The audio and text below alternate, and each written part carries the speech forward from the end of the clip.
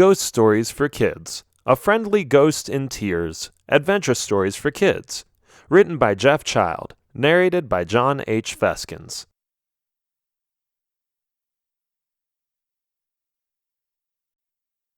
Introduction. Marvin and Gabby are ghosts, the one male, the other female. They like flying around in the lava world with their mouths and eyes closed, making high-pitched noises. They play around for days, but when a brutal enemy hurts one of them, the other seeks out a witch and asks for help. How can Marvin's friend be healed without finding a ghost's tear first? It's impossible, and in order to achieve his goal, he sets out on a dangerous adventure. Listen to the diary of Marvin the Ghost, a passionate, courageous creature from the lava world who can shoot fireballs. He explains what exactly he did to save his female friend.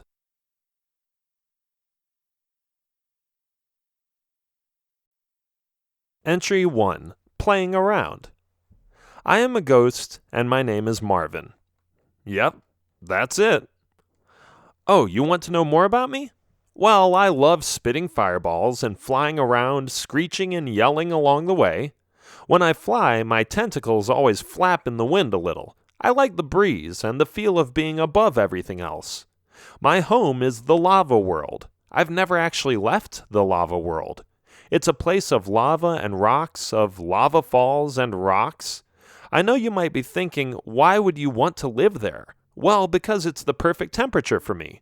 I love the views, I can just fly around without getting rained on or something, and I am happy that nobody bothers me there.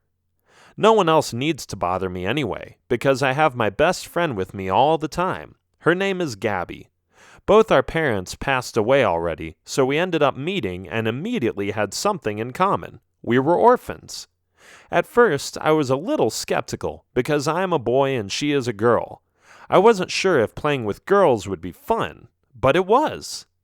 I've had more fun with her than with any of the other ghosts we've met, so we decided to stick together and play. We did fire-spitting contests, races, flying contests, and we always checked out new places together. The one thing about having a girl as a friend is that they think a little differently. In our case, she was a little more emotional, and although neither of us ever cried, I could tell that she would sporadically shift moods for no apparent reason, while I was the dry, boring, but solid, stable one. It could sway both ways.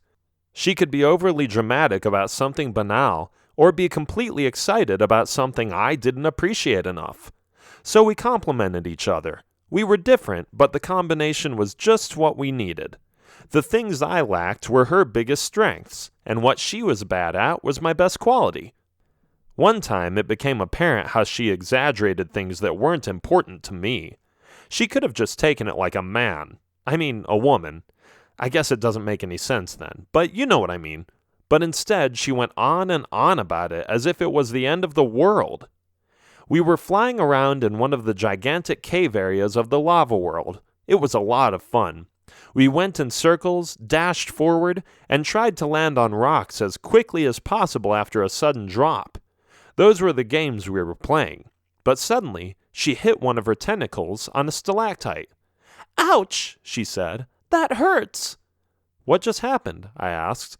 "I think I cut myself on one of those things," Gabby said, pointing to the stalactite. Okay, I said calmly. "Let me take a look at it." We both landed on a floating block of quartz ore. I sat next to her and lifted up her tentacle. "Ow, ow, ow, ow, ow," she moaned. "It hurts, it hurts, it hurts." "I know, just let me take a look at it." I took a peek and saw the wound on her tentacle. It wasn't deep enough to make such a fuss about, and it seemed like one of those scratches that would heal in a few days, perhaps a week, no more. "You have a scratch," I said. "It's okay, it will be gone in a few days." "That's not the only place I got hurt," she said. "Where else then?" "Over here," she said as she pointed to the left side of her face. "Oh," I said with a smile. "Looks cool, like a warrior scar or something." "You mean you can actually see it?" she asked. "That's terrible! My beauty is gone! My life is over!" "What? No, you're still pretty. The scratch on your face doesn't make any difference. I think it looks interesting." Interesting, she asked, throwing some of her tentacles in the air. Interesting? That's just another way of saying that I'm ugly. Admit it. You don't like it at all, do you? You think I am ugly. The scratch is making me look fat. No, you don't look fat, I assured her. So I am skinny then, aren't I? Yes, you're skinny, of course. No worries. You hesitated, she said. Why did you hesitate? Are you being honest? Because if there is anything about me that makes me look fat, I want to know right now. No, there is nothing, I said. You look very skinny. You are probably the skinniest ghost in the whole realm. She squinted her eyes and looked me in the eyes. Sure, she said after a few seconds. I believe you. I was relieved. It didn't occur to me until then that her outward appearance was so important to her, and that she was so sensitive about it. Luckily, I talked myself out of that one, and she didn't bring it up more often. Another time, and this is where her amazing character came in, we were exploring some unrevealed territories in the lava world. I had never been there before, and neither had she. We were both eager to inspect the new places we had heard about, and we flew there instantly. Then she saw something. I was completely oblivious at first, but she definitely saw it. Wow, have you ever seen anything so beautiful? She exclaimed. What is it? I demanded to know. You've never seen these? They are called flowers. Oh, and what do they do? I asked. Nothing, she said while she flew closer to the object we were discussing. They are just lovely and striking. Here, look at this one, for example. Do you see how the white and yellow blend into each other, and that it has just a touch of peach and pink in it? Yeah, so? Well, it's gorgeous. Don't you see how valuable this piece of nature is? It's just there, peaceful and serene. I love it. I am going to take it with us. Again, I don't see the significance, I said. What can you do with it? If you really want an answer, you can look at it. Isn't that enough? It's wonderful. But let me just tell you that if you have to ask, then you aren't seeing the worth of it. At first, I thought she was being stupid. Flowers seemed pretty useless to me. You couldn't play with them or eat them. You couldn't beat rocks or defeat enemies with them. What were they good for then? To look at? Pfft. But later, I thought about it a bit more. Wouldn't things be boring if they all looked the same? It was actually kind of nice to have some variety in color and sizes, in the landscape and in our living area. Flowers showed us that we could appreciate the differences in nature and just observe things and enjoy them. She was right, and that's why, a few days later, I flew back and picked 5 different ones, after which I gave them to her. She loved my gesture and felt like a new ghost. These differences in personality were fun.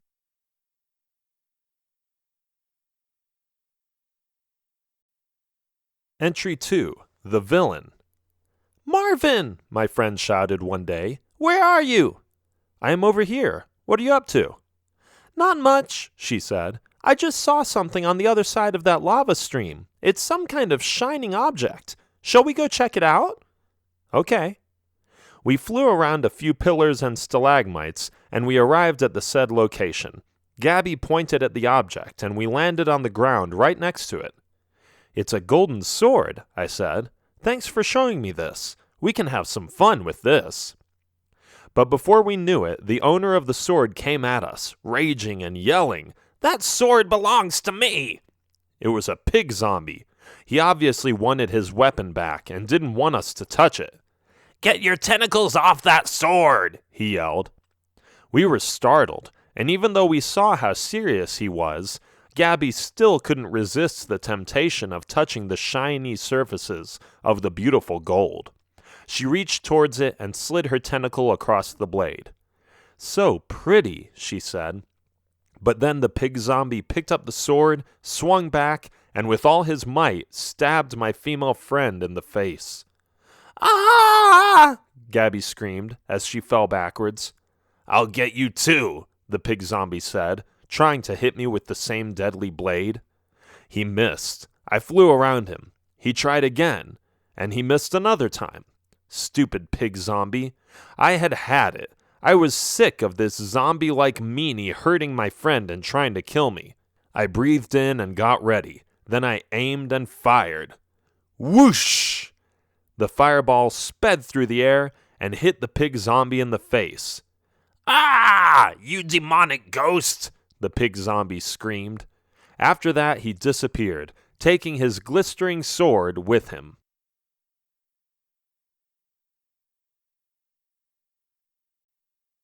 Entry 3. Desperate. I went to my friend to see how she was doing. Gabby, I said, how are you feeling? Are you hurt? Are you still alive? Yes, I am okay, she said. I am still here. I sighed, but then I looked at the other side of her face and saw the deep wound the pig zombie had inflicted upon her. It was serious. I didn't know what to think of it. When I touched it, she flinched. The wound looked so severe that it could kill her. What am I going to do? I asked. What do you mean? What is wrong? Are you saying that you don't even feel the pain? Oh, I sure feel it, she assured me. I just can't see it, remember? It's in my face. Well, I fear the worst, I said. If we don't heal it soon, I think you will pass out and die eventually. This scared her. What? She asked. Really? Yes. I am not a doctor, but I recognize this as being something we have to fix. I will get help. I will ask someone who knows more about it. And what will I be doing during all that time? Gabby asked. I guess I can put you in a safe spot for now, until I find a cure. The high rocks, she said. That's where I grew up. I don't know of any other monsters coming up there. Most zombie pigmen and skeletons don't even know about it. Then let's take you there, I said. Hang in there, Gabby.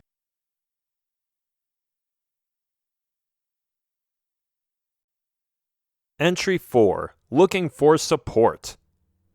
She was able to fly, but I needed to support her, so sometimes she just fell down a little and leaned on me to fly up again. I was worried. I didn't want to lose her. When we came to the location she had pointed out, she dropped onto the rock, with a far-reaching view over the lava and other big rocks.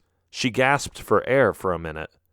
After some time, she started breathing normally again. I stayed with her all that time. It hurt me to leave her, but I had to do it. I had to find a cure. If I would stay there, she probably wouldn't make it. I care about you, Gabby. I am sorry, but I must do this. I understand, she said. Go find help. And those were her last words before we parted. As fast as I could, I flew through the lava world, looking for an exit, going left, then right, then left again. I had no idea where to look, but I was determined to discover a way. I just had to. I wanted to save my friend with all my heart.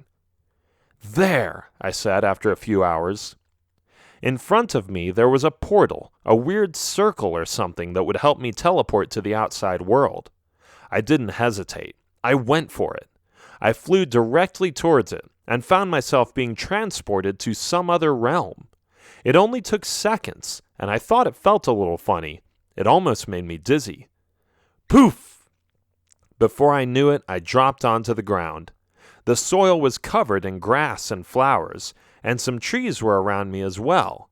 I remember looking up and being amazed by the blue sky with the golden rays of the sun reflecting on the water next to me. Huh? Water? I looked to the side. Adjacent to my tentacles was a big lake, and across that lake there were vapors of smoke.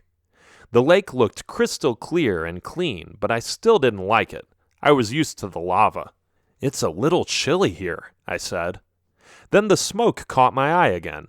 Perhaps there is lava over there, so that's why there is smoke there. Yeah, that must be it. Trusting my instincts, I headed towards the smoky figures I saw in the air. I had to cross the lakes, and it took much more out of me than I had expected. For 2 miles, I had to fly without resting. I wasn't used to that. But I had a gut feeling that the smoke on the other side meant something. I was right. I came closer and saw a small house. The smoke was coming from the chimney. The house was black and red, with paint on the doors and around the windows. The bricks looked old but solid, and the entire place gave me a confusing, paradoxical feeling of unrest and homeliness at the same time. I rested for a while after crossing the lake. Then I took courage and opened the door. "Welcome, Marvin. I was expecting you," a voice said. A person with a long hat and long hair was standing in front of me, stirring in a cauldron and looking at me. She had a big nose and some warts on her face, but her demeanor looked inviting and open despite of her ugly facial features. "Who are you?" I asked. "Don't be shy. Come in, come in. Please close the door. The mosquitoes are driving me crazy." "Mosquitoes?" "Yes, we are next to the lake, my friend. Of course it's swarming with mosquitoes. You can count on that. Hurry and close the door already." "Okay, sorry." I closed the door and flew towards her. At a small distance, I floated above the ground and looked at her as if I was waiting for an explanation. "You have some guts coming here," she said. "You haven't been out of the lava world at all. I can tell this is your first time. But it doesn't matter. You have what it takes." "What takes?" "Don't tell me you don't know why you're here yourself. You are looking for a way to heal your girly friend, am I right?" "Yes, of course. But how did you know that?" I asked. "I have my ways of foretelling the future," the woman said. "If you haven't noticed already, I am a witch, but I am always willing to help those in the dark underworld do a little better or live a little longer. Now, let's set things straight. Your friend got stabbed by an evil pig zombie with a golden sword. Wounds like that don't heal by themselves. You will need a potion of healing." I kept listening intently. "I can make a potion of healing for you," she continued, "but I will need something to create it with. It needs a ghost tear." "Oh," I said, "but I don't cry much. Actually, I never cry." "That's why you have to find it somewhere else," she said. "Where?" I asked, eager to know the answer. "Go to the plains of Markia," she said. "It's in that direction, southwards." She pointed behind her. "When you get there, you will face the only enemy that can help you find the tear. Make sure you face your own fears and try to kill it. Then you will find what you're looking for." "And that's all?" "Of course. It's not always that complicated," she said. "Sometimes the best ways to solve a problem are the ways we tend to overanalyze. You just have to go to those plains and fight the villain. So what are you waiting for?" "Okay, I won't stall. I'll go right now," I said. "Good. Show me what you've got, little ghost." But then she paused and said, "Oh, one more thing." She hurried to the kitchen and came back with a glass jar with a lid on it. "Use this," she said. "When you have the tear, collect it in this jar. Then take it to me and I will create that potion for you." I thanked her, flew out the door, and heard her shout in the distance to close it, so the mosquitoes wouldn't come in. But I had already left. I was on my way to defeat that enemy she was talking about.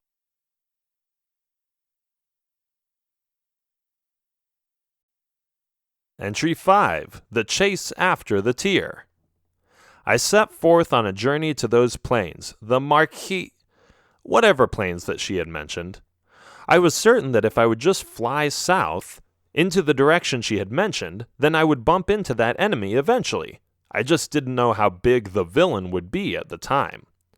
And I was about to find out. The plains were in sight. It only took me an hour to get there. Obviously, they were deserted. It was a big, rocky desert with no life besides a few random cactuses. As far as the eye could see, there were just sand and rocks. Where would I find an enemy in these territories that could give me a ghost tear? It all seemed so vague when I thought about it. Perhaps the witch should have given me a bit more information. But there was nothing I could do about it now.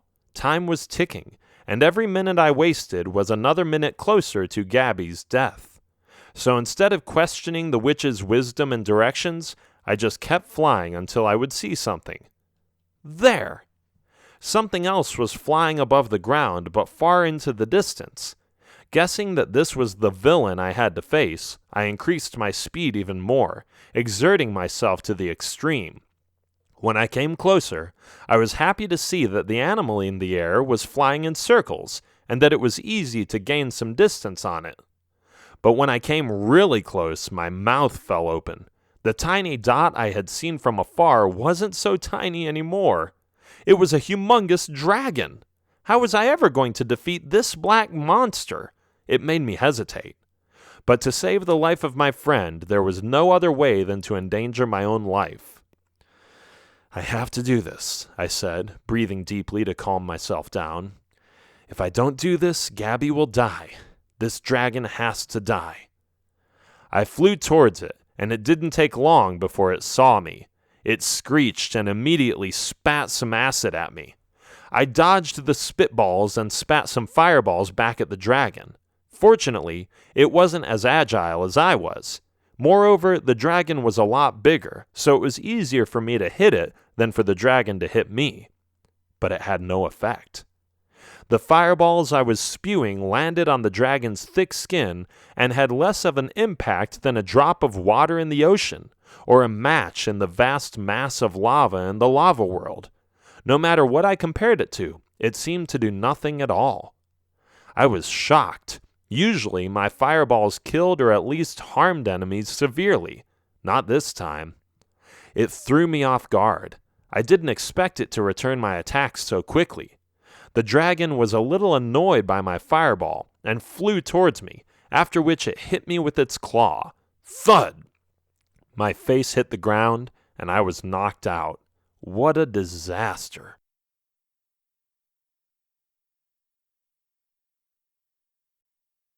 Entry 6. Last Chance. After the blow to my skull, I was out for a while. I couldn't help it. The dragon was pretty strong. Besides, my head had fallen onto the hard ground, which was almost as thick and firm as the rocks next to it because of the dry climate. I dreamt. I was late. I had collected the tear, but I couldn't fly to the witch's house in time because I was flying against the wind. A sandstorm came right at me. I had to hide because it was blowing me away. For hours and hours, I hid myself underneath a rock, hoping that it would be over soon. But it took forever, and in the meantime, my best friend was dying. Then, after a whole day of watching sand fly into all different directions, the air went back to normal, and I was able to fly to the witch. She quickly made the potion, and I flew back to the lava world. But when I got there and found Gabby, she wasn't breathing. Here, I said, trying to feed her the liquid from the potion, but she didn't move. She wouldn't drink. She had died. No! I cried out while waking up. No! I cried again. I looked around me. I was still in the desert. The dragon had already disappeared, but my nightmare was so intense that reality was still sinking in. Please, Gabby, I cried softly. Don't die. I love you. The next thing that happened struck me like lightning. I cried. I actually cried. I cared so much about her that I couldn't bear the thought of losing her. Swiftly, I reached next to me and opened the glass jar. The tear from my eye fell into it, after which I closed the jar. I cannot let her die, I said. I have to go back to the witch this instant. I hurried back to the house. There was no sandstorm. Everything was calm. The wind carried me to the witch's home, and I barged in, bumping against the door to open it. Ah, you're back, she said with a smile on her face. Did you get the ghost tear? I sure did, I said. Now please hurry up and create that potion of healing. I have to get back to my friend as fast as possible. Door, she said. What? I asked. The door. Please close the door. The mosquitoes are everywhere. I got a little angry. Who cares about the mosquitoes, silly woman? Just start brewing already. Okay, she said, after which I handed her the jar with the tear in it. Then I went to the door and closed it for her. While she was stirring and adding ingredients, she asked, So, did you defeat the dragon? I didn't, I admitted. But then again, that's not why you sent me over there anyway, did you? She chuckled. Of course not. I told you to fight it. I said you had to try to kill it. But I never said you had to actually kill it. You don't need a dragon's tear. You needed your own tear. But it was clear that it would take a lot to make you cry. I get it, I said. a little embarrassed, but still somewhat emotional.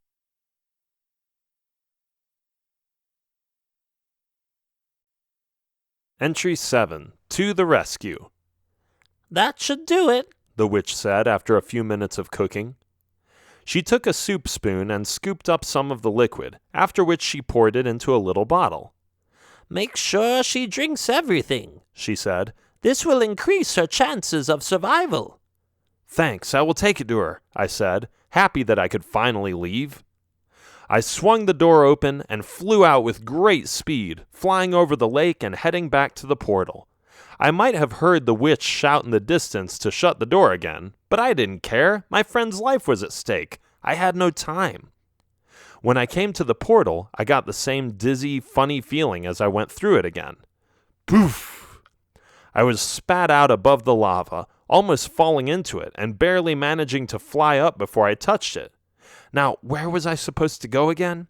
Oh yes, left, right, straight, no, wait, left again. I recognized some parts, so eventually I found the rock upon which my friend was lying down. Gabby, I shouted. Gabby, are you still alive? Of course I am, silly, she said. I sighed, feeling relieved. Where have you been? She asked. Never mind that, I said. I will tell you about it later. Drink this, it will heal you.